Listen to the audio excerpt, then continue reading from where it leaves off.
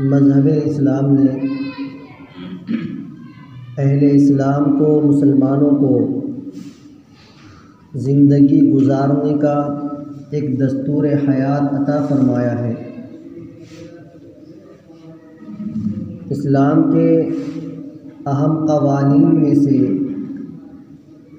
ایک قاعدہ اور ضابطہ یہ ہے کہ اسلام مسلمانوں کو نظم اور اتحاد کے ساتھ اجتماعی اور جماعتی زندگی گزارنے کا حکم دیتا ہے۔ مسلمانوں کو اسلام انتشار، افتراق اور خود سری سے سختی سے روکتا ہے۔ اسی وجہ سے عبادات کی روح اللہ رب العزت نے اجتماعیت اور شیرازہ بندی کے اندر منحصر رکھی ہے۔ اللہ تبارک و تعالیٰ نے دین کی ساری اہم عبادات کو ایک جگہ جمع ہو کر، اکٹھے ہو کر ادا کرنے کا حکم فرمایا ہے۔ جماعت کا حکم اجتماعیت کے لیے دیا گیا ہے، جمعہ کا حکم اجتماعیت کے لیے دیا گیا، اور جمعہ کا جو مقصد تھا وہ یہ تھا کہ ساری بستی کے لوگ بستی کی سب سے بڑی مسجد میں جمع ہو کر ایک ساتھ نماز جمعہ ادا کریں۔ عیدین کا حکم اللہ تبارک و تعالیٰ نے اجتماعیت پیدا کرنے کے لیے دیا ہے کہ ساری بستی اور سارے علاقے کے لوگ ایک جگہ جمع ہو کر اپنی اجتماعیت کا اظہار کریں۔ اور اسی طرح اللہ تبارک و تعالیٰ نے روزے کا حکم ساری مسلم قوم کو ایک زمانے میں ادا کرنے کا حکم فرمایا۔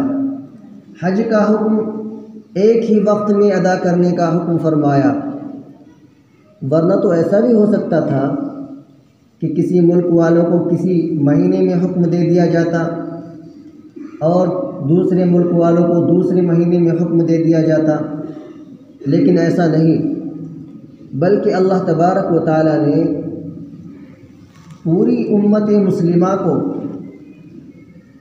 ایک ساتھ ان اہم ترین عبادات کو ادا کرنے کا حکم دیا، جو اس طرف نشاندہی ہے اور رہنمائی ہے کہ مسلمان افتراق اور انتشار کے ساتھ کبھی بھی اپنی اصلی حیت پر باقی نہیں رہ سکتا۔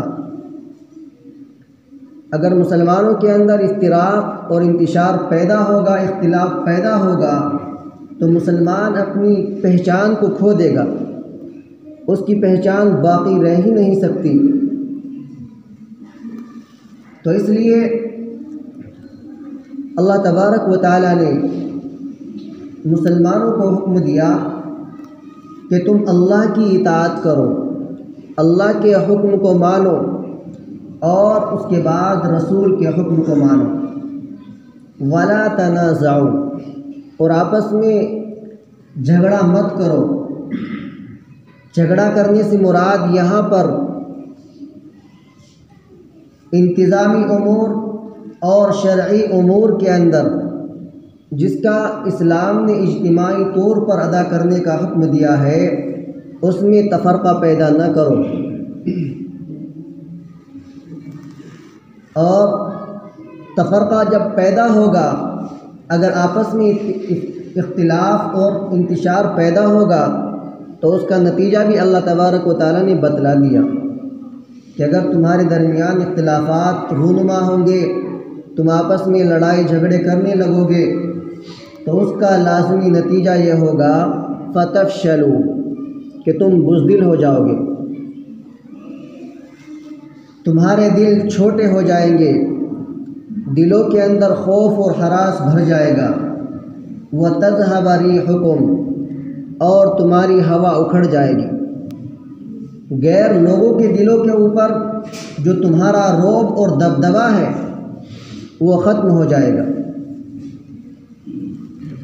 اور اگر ہم تھوڑا سا غور کریں تو ان ساری باتوں کو آج ہم اپنی آنکھوں سے دیکھ سکتے ہیں۔ ہمارے معاشرے کے اندر آج مسلمانوں کے درمیان اتفاق اور اتحاد نام کی کوئی چیز باقی نہیں رہی۔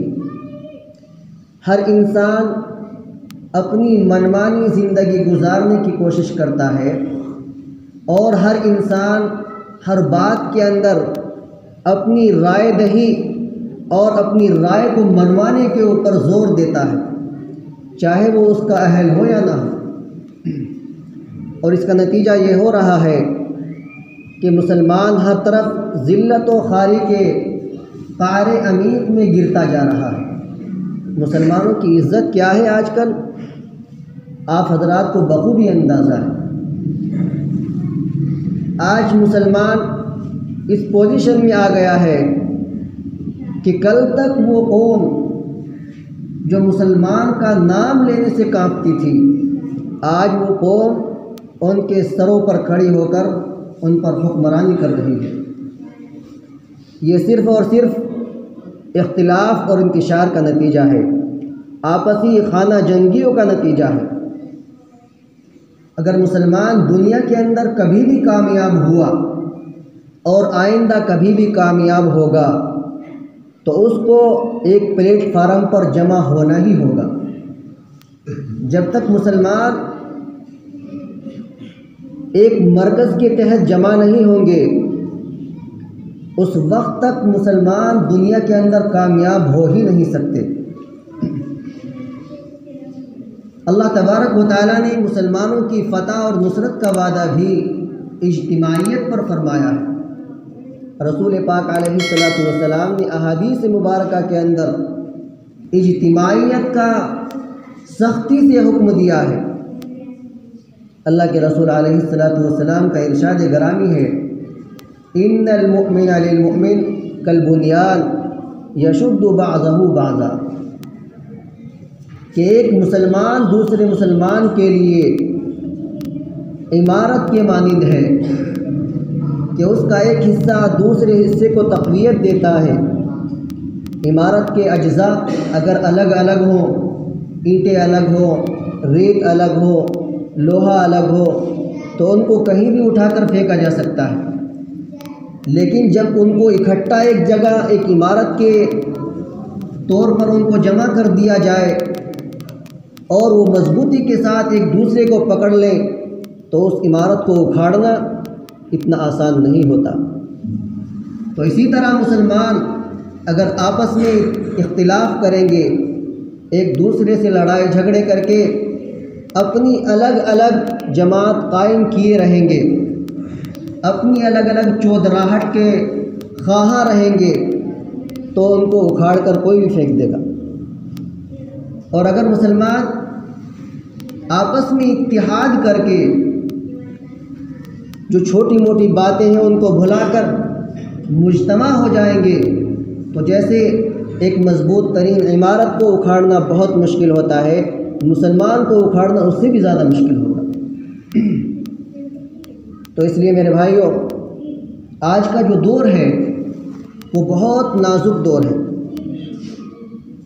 ایسے دور کے اندر مسلمان کو اپنی آپسی رنجشوں کو بھلا کر متحد ہونے کی ضرورت ہے۔ اور آپ حضرات کو اچھی طرح معلوم ہے کہ آج کل کی سنگی حکومت مسلمان اور اسلام کا نام اس دھرتی سے مٹانا چاہتی ہے۔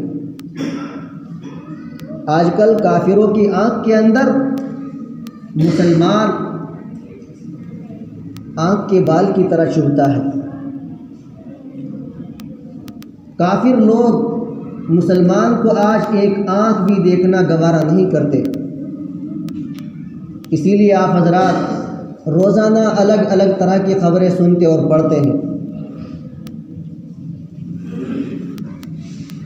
تو اس لیے اس وقت کے اندر مسلمانوں کو متحد ہونا بہت ضروری ہے، اور اتحاد کے لیے اللہ کے رسول علیہ الصلوۃ والسلام نے 15 باتیں بتلائی ہیں۔ اگر 15 باتیں مسلمانوں کے اندر پیدا ہو جائیں تو ان میں اتحاد اور اتفاق قائم ہو جائے گا۔ ان میں سے بعض باتیں ایسی ہیں جو ہمارے معاشرے میں بہت زیادہ عام ہیں، میں ان چند باتوں پر اکتفا کروں گا۔ اللہ کے رسول علیہ الصلوۃ والسلام نے ارشاد فرمایا، ایاکم والظن، بدگمانی سے بچو، فإن الظن اکذب الحدیث، اس لیے کہ بدگمانی سب سے بڑا جھوٹ ہے۔ اگر انسان کے دل کے اندر کسی کی طرف سے بدگمانی پیدا ہو جائے، چاہے وہ انسان اپنی ذات کے اعتبار سے کتنا ہی اچھا کیوں نہ ہو، لیکن ہم اس سے فائدہ نہیں اٹھا سکتے۔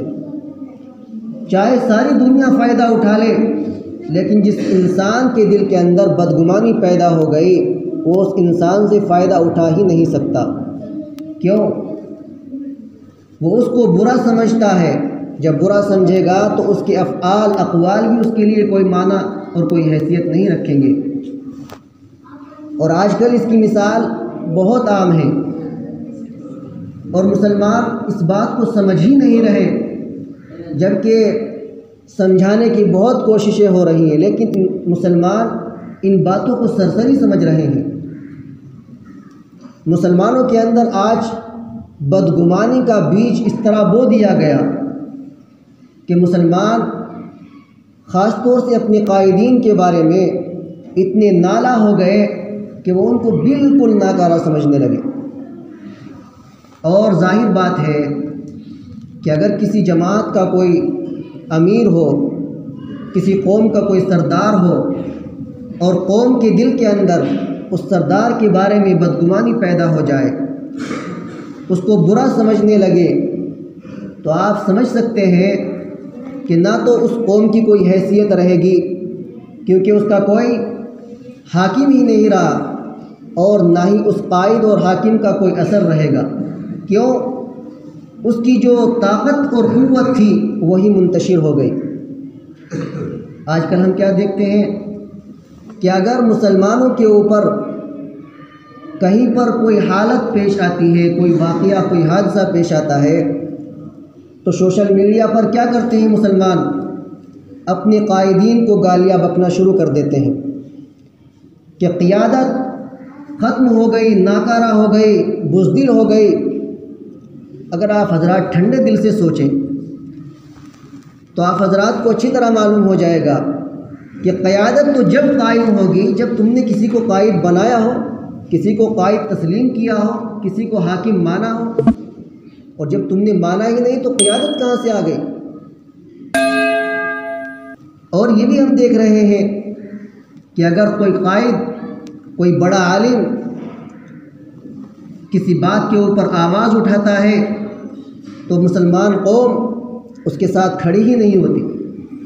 کتنے بڑے بڑے علماء جھوٹے مقدمات لگا کر جیل کے پیچھے ڈال دیے گئے ہیں، کیا مسلمانوں نے ان میں سے کسی کو رہا کرایا؟ آج تک کیوں جیلوں میں بند پڑے ہیں؟ تو کیا جس طرح آپ لوگوں کو اپنی جان کی پرواہ ہے، ان لوگوں کو اپنی جان کی پرواہ نہیں؟ اگر تم اکٹھے ہو کر ایک پلیٹ فارم پر جمع ہو کر اپنی قوت کا مظاہرہ کرتے تو کس کی کیا ہمت تھی کہ تمہارے علماء کو گرفتار کر لیا جاتا؟ تو یہ سب بدگمانی کی بات ہے۔ بدگمانی جب تک دور نہیں ہوگی، مسلمانوں کے اندر اتفاق اور اتحاد پیدا نہیں ہو سکتا۔ علماء کی طرف سے بدگمانی تو ایک عام سی بات ہو گئی، اور ہر شخص یہ سمجھنے لگا کہ یہ تو بے حیثیت قوم ہے۔ میرے بھائیوں، آپ حضرات اگر اپنی ماضی کی تاریخ کو دیکھیں گے اور آج ہی دیکھ لیجئے، اگر آپ کے درمیان سے یہ علماء ہٹ جائیں تو مسلمان قوم کچھ دنوں کے لیے بھی باقی نہیں رہ سکتی۔ تو اس لیے آپس میں بھی بدگمانی کو ختم کرو، اور علماء سے خاص طور سے بدگمانی کو ختم کرو۔ علماء کے تعلق سے ہمارے دلوں کے اندر عقیدت اور محبت ہونی چاہیے۔ اگر کسی عالم سے کوئی خطا، کوئی لفظ صادر ہو گئی تو اس کا مطلب یہ نہیں کہ اس کی ساری عادتیں بری ہیں، یا علماء کا سارا ہی طبقہ برا ہے، یہ مطلب تو ہرگز نہیں ہوتا۔ اگر کسی گاؤں کا یا کسی قوم کا کوئی انسان چور بن جائے تو اس کا مطلب تو یہ نہیں ہوتا کہ وہ پوری قوم چور ہے۔ تو اس لیے افراد ہر جگہ کمی اور کوتاہی والے ہوتے ہیں، کرپشن ہر جگہ ہوتا ہے، لیکن آپ اندازہ لگائیں گے تو یہ واحد جماعت ایسی ہے جہاں آپ کو برائیاں اور کرپشن سب سے کم ملے گا۔ اس لیے مسلمانوں کی حیا اور بقا کے لیے اس بات کو پلے باندھ لیجئے کہ ہم ایک دوسرے سے بدگمانی کو بالکل ختم کریں گے انشاءاللہ۔ آخری اہم بات جو میں بتلانا چاہتا ہوں وہ یہ ہے کہ یہ الیکشن کا دور چل رہا ہے، الیکشن آنے والے ہیں، اور یہ الیکشن بہت اہم الیکشن ہے۔ یہ سمجھیے کہ ہمارے علاقے کے اندر یہ مسلمانوں کی حیا اور بقا کا مسئلہ ہے۔ اگر مسلمان اس الیکشن کے اندر منتشر ہو گئے اور انہوں نے صحیح انسان کو ووٹ نہیں دیا تو یہ سمجھیے کہ انہوں نے اپنے پیروں پر اپنے آپ کلہاڑی مار لی۔ اس لیے پورے محتاط رہنے کی ضرورت ہے۔ اور آج کل میرے پاس فون بھی آیا تھا، آدھار کارڈ نہیں، پہچان پتر بنانے کا کام چل رہا ہے۔ جن کے پہچان پتر کے اندر غلطیاں ہیں ان کو سدھارنے کا کام بھی چل رہا ہے۔ بار اور اتوار کے دن ہر سرکاری اسکول کے اندر کیمپ لگتا ہے، اور خبر یہ آئی ہے کہ اس بار اتوار اور اگلے بار اتوار کو کیمپ لگے گا، اس کے بعد کیمپ نہیں لگے گا۔